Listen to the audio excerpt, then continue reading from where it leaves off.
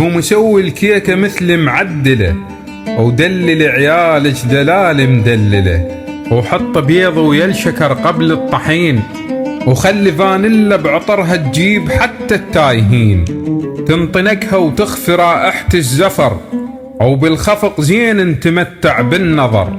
ونزل كوب من الحليب وزيت من الحصة لازمنا نجيب، ونخلي فوقاهم طحين العائلة.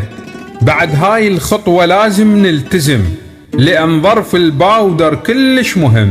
ونخلط المخلوط خلطة مدعبلة، صبي المخلوط في قالب مناسب، ودخليها على الفرن محمي ومراقب، والحرارة تكون 180 فقط من جوا، ولمدة 40 نحسب لها تكون مستوية وبدون أي مشكلة.